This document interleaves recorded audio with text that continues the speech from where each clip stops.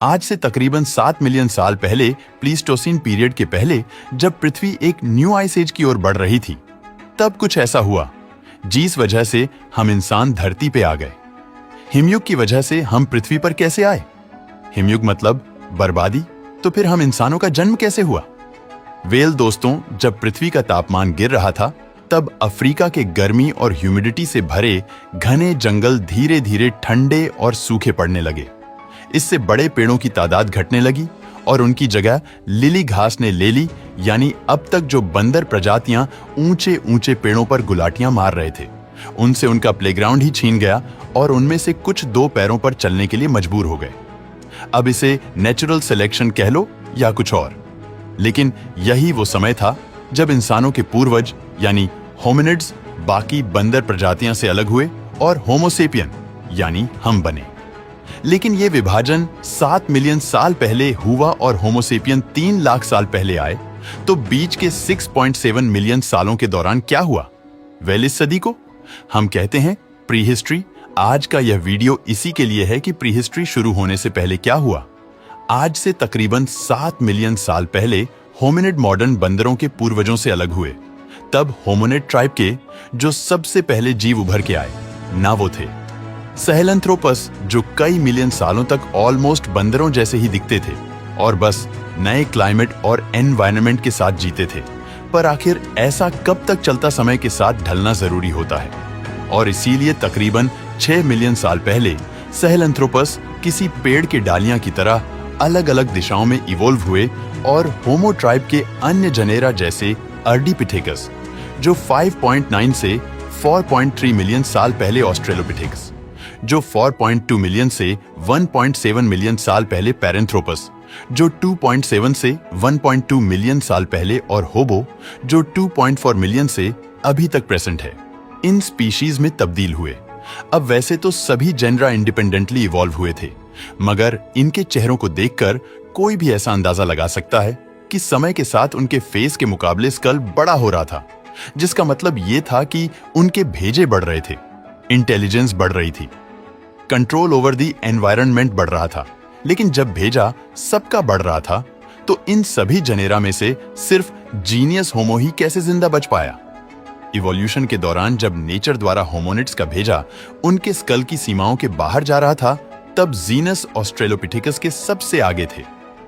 ये इतने होशियार थे कि 3.3 मिलियन साल पहले शिकार करने के लिए पत्थरों के औजारों का इस्तेमाल करना इन्हीं लोगों ने शुरू किया था। लेकिन अभी भी एक दिक्कत थी, अपने बंदरों जैसे छोटे पैर और अपने बनाए काफी बेसिक स्टोन टूल्स थे, इसलिए वो इतने अच्छे से शिकार नहीं कर पाते थे। और इसीलिए हम ये कह सकते हैं कि उनके दिमाग का इवोल्यूशन हुआ और इवोल्यूशन के दौरान अपने स्टोन टूल्स को इंप्रूव किया, शिकार में महारती हासिल की और पेट भर के नॉन वेज खाया।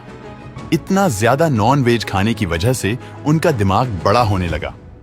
अब दिमाग उनके फेस के मुकाबले ज्यादा जगह घेरने लगा और उनमें से कुछ देखते ही देखते आज से तकरीबन 2.4 मिलियन साल पहले वो जीनस होमो में तब्दील होने लगे। उस समय जीन्स होमो का खाता खुला। होमो हैबिलिस नाम के स्पीशीज ने, जो इतने होशियार थे कि पत्थरों को ज्यादा बेहतर तरीके से शेप करके अपनी हंटिंग टेक्निक को और भी ज्यादा घातक बना चुके थे। लेकिन होमो के ही अंदर एक ऐसी स्पीशीज भी थी जो अलग ही लेवल पर चल रही थी। इस स्पीशीज का नाम था होमो इरेक्टस। आज से तकरीबन 1.7 मिलियन साल पहले होमो इरेक्टस वो पहला होमो स्पीशीज बना जो सीधा खड़े रह सकता था और असल मायने में 2 पैरों पर चल सकता था। पर सिर्फ यही एक खासियत नहीं थी, यही वो स्पीशीज भी थी जिसने तकरीबन 1 से 2 मिलियन साल पहले आग यानी कि फायर को कंट्रोल करना सीख लिया था, जिसका मतलब अब यह भी है कि वह अपने शिकार को कच्चा खाने की बजाय तंदूर में रोस्ट करके खाते थे। देखते ही देखते होमो इरेक्टस की ये यूनिक कुकिंग स्किल्स वायरल होने लगी और आगे आने वाले सभी होमोसेपियन को खाना पकाकर खाने का चस्का लग गया। इसके कारण उनके दिमाग का साइज और भी ज्यादा बढ़ गया, क्योंकि मांस से मिलते थे। ढेर सारे प्रोटीन जो एनिमल ओरिजिन के ही होने की वजह से प्लांट प्रोटीन के मुकाबले बॉडी में ज्यादा तेजी से अब्सॉर्ब होते थे। क्या आप अंदाजा लगा सकते हो इसके बाद क्या हुआ होगा? तकरीबन 300 से 400 हजार साल पहले इवोल्यूशन से दो सबसे होशियार होमो स्पीशीज उभरकर सामने आए, होमो निएंडरथलेंसिस और होमो सेपियंस। ये दोनों स्पीशीज मॉडर्न ह्यूमंस की तरह काफी क्यूरियस थे। इसीलिए अब साउथ अफ्रीका के छोटे से इलाके में रहना इन्हें गंवारा नहीं था। इन्होंने तकरीबन 80 से 100,000 साल पहले अफ्रीका के अन्य इलाकों में और उसके बाहर के इलाकों में कदम रखना शुरू कर दिया और देखते ही देखते पूरी दुनिया भर में फैल गए। लेकिन अगर एक अननोन टेरिटरी में कदम रखना होता है तो वहां बहुत सारी कठिनाई झेलनी पड़ सकती है। जंगली जानवरों का खतरा शिकार मिलेगा या नहीं, ये सवाल उन्हें दिन रात सता रहे थे। उन्हें यह समझ नहीं आ रहा था कि अगर खतरनाक जानवर सामने आ गया तो उनका शिकार कैसे करेंगे, और अगर शिकार मिला ही नहीं तो खाना कहां से लाएंगे। जो सोचते सोचते आखिर में उनका हथियारों की तरफ देखने का नजरिया ही बदल गया।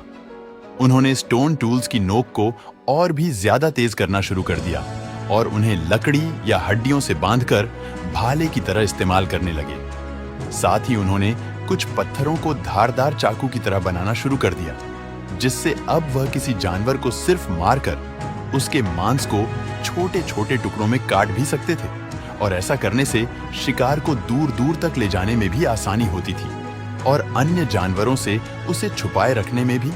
लेकिन क्या सिर्फ हथियारों को मॉडिफाई करना ही काफी था? हिरण जैसे जानवर ही मुख्य खुराक हुआ करते थे। वह काफी तेज थे और उन्हें पकड़ने के लिए जरूरी था टीम वर्क तो सिर्फ तभी डेवलप हो सकता है ना, जब लोग आपस में किसी माध्यम से कम्युनिकेट कर पाए, कनेक्टेड हो। इसी नीड के चलते तकरीबन 4 से 50,000 साल पहले भाषाओं का निर्माण हुआ। पर फिर हुआ कुछ ऐसा जिसकी गुत्थी आज तक कोई नहीं सुलझा पाया है।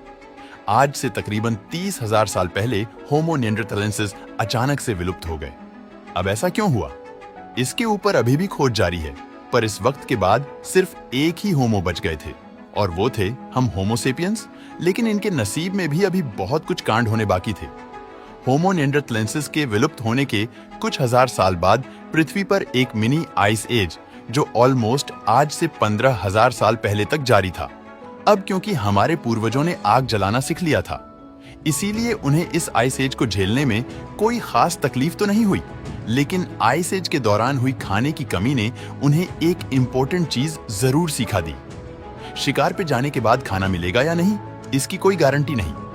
इसलिए तकरीबन 10,000 साल पहले एग्रीकल्चर की परंपरा शुरू हुई और इससे अब वो खाने की जरूरत को पूरा करने के अलावा और चीजों पर भी फोकस कर सकते थे, जिससे मॉडर्नाइजेशन फास्ट हो गया और तकरीबन 5,000 साल पहले चीजों को स्टोर और प्रिजर्व करने के लिए गड्ढे बनाए जाने लगे, जिन्हें बनाने के लिए स्पिनिंग व्हील्स इजाद किया गया और फिर उससे ही बैलगाड़ी में फिट करके ट्रांसपोर्ट का जुगाड़ सामने आया। फिर इवोल्यूशन होता रहा, जिसने हमें आज यहां तक पहुंचाया है। दोस्तों, हमारा वीडियो पसंद आया हो तो लाइक और शेयर करें